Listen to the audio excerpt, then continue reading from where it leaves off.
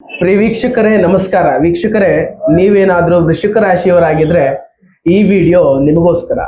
ಮೇ ತಿಂಗಳಿನಲ್ಲಿ ವೃಶ್ಚಿಕ ರಾಶಿಯವರ ಶುಭ ಫಲಗಳೇನು ಮತ್ತು ಅವರ ಅಶುಭ ಫಲಗಳೇನು, ಅಥವಾ ಅವರು ಯಾವ ಕೆಲಸಗಳನ್ನು ಮಾಡಿದ್ರೆ ಅವರಿಗೆ ಅದೃಷ್ಟ ಅನ್ನುವಂಥದ್ದು ಬರ್ತದೆ ಅನ್ನೋದನ್ನ ಈ ಒಂದು ವಿಡಿಯೋದಲ್ಲಿ ನಾನು ನಿಮಗೆ ತಿಳಿಸ್ಕೊಡ್ತಾ ಇದ್ದೇನೆ. ವಿಡಿಯೋ ಪೂರ್ತಿಯಾಗಿ ನೋಡಿ ಮತ್ತು ಹೆಚ್ಚಿನ ಮಾಹಿತಿಗಾಗಿ ಸ್ಕ್ರೀನ್ ಮೇಲೆ ಕಾಣಿಸ್ತಾ ಇರುವಂತಹ ನನ್ನ ನಂಬರ್ಗೆ ನೀವು ಕರೆ ಮಾಡಬಹುದು. ವೀಕ್ಷಕರೇ, ವೃಶ್ಚಿಕ ರಾಶಿಯ ಜನರಿಗೆ ಮೇ ತಿಂಗಳಿನಲ್ಲಿ ಅವರೇನಾದ್ರೂ ಉದ್ಯೋಗಗಳನ್ನು ಮಾಡ್ತಾ ಇದ್ರೆ ಖಂಡಿತವಾಗ್ಲೂ ಉದ್ಯೋಗದಲ್ಲಿ ಅವರ ಉದ್ಯೋಗ ಬದಲಾಗ್ತದೆ. ಇದುವರೆಗೂ ಕೂಡ ನಾನು ಬೇರೆ ಕೆಲಸಗಳನ್ನು ಮಾಡಬೇಕು, ಬೇರೆ ಉದ್ಯೋಗಗಳನ್ನು ಹುಡ್ಕೊಳ್ಬೇಕು ಅಂತ ಏನಾದ್ರೂ ಇದ್ರೆ ಉದ್ಯೋಗಗಳು ಬದಲಾಗ್ತದೆ.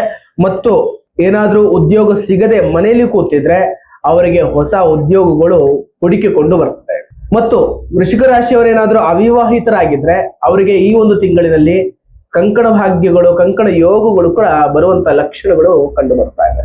ಮತ್ತು ವೃಶ್ಚಿಕ ರಾಶಿಯವರಿಗೆ ಹಣದ ಹೂಡಿಕೆಯಲ್ಲಿ ಸ್ವಲ್ಪ ಲಾಭ, ಇದುವರೆಗೂ ಕೂಡ ಸ್ವಲ್ಪ ಕಷ್ಟ ನಷ್ಟಗಳೇ ಅನುಭವಿಸುವಂಥದ್ದು ಜಾಸ್ತಿ ವೃಶ್ಚಿಕ ರಾಶಿಯವರು. ಅದಕ್ಕೋಸ್ಕರ ಈ ತಿಂಗಳಲ್ಲಿ ಒಂದು ಸ್ವಲ್ಪ ಮಟ್ಟಿಗೆ ಲಾಭಗಳನ್ನು ಅನುಭವಿಸುವಂತಹ ಒಂದು ಲಕ್ಷಣಗಳು ಕೂಡ ವೃಶ್ಚಿಕ ರಾಶಿಯವರಿಗೆ ಇದೆ. ಮತ್ತು ಅವರ ದುರಾದೃಷ್ಟಗಳೇನು ಅಂತ ಹೇಳಿದ್ರೆ ಅತಿರೇಕವಾದಂತಹ ಒಂದು ಇನ್ವೆಸ್ಟ್ಮೆಂಟ್ ಆಗಿರ್ಬೋದು, ಅಥವಾ ಅತಿಯಾದ ಒಂದು ನಂಬಿಕೆಯಿಂದ ಕೆಲವೊಂದು ಕಳ್ಕೊಳ್ಳುವಂಥದ್ದು ಸ್ವಲ್ಪ ಜಾಸ್ತಿ ಆಗ್ತದೆ.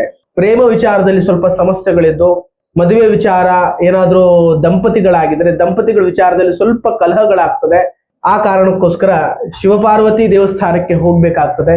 ಶಿವಪಾರ್ವತಿ ದೇವಸ್ಥಾನಕ್ಕೆ ಹೋಗಿ ಬಂದಾದ ನಂತರ ಮನೆಗೆ ಬಂದು ಒಂದು ಯಾವುದಾದ್ರೂ ಒಂದು ಸ್ವೀಟ್ ಆಗಿರ್ಬೋದು ಅಥವಾ ಒಂದು ಸಿಹಿ ತಿನಿಸುಗಳನ್ನ ನೀವು ಮನೆಯಲ್ಲಿ ಮಾಡಬೇಕಾಗ್ತದೆ.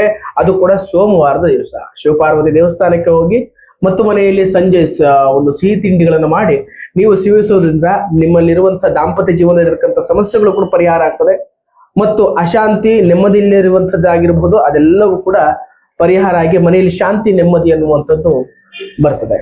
ಹಾಗಾದ್ರೆ ವೀಕ್ಷಕರೇ, ಈ ಒಂದು ವಿಡಿಯೋ ನಿಮ್ಗೆ ಇಷ್ಟವಾದಲ್ಲಿ ಲೈಕ್ ಮಾಡಿ, ಶೇರ್ ಮಾಡಿ ಮತ್ತು ನನ್ನ ಚಾನಲ್ ಅನ್ನ ನೀವು ಸಬ್ಸ್ಕ್ರೈಬ್ ಮಾಡಿ.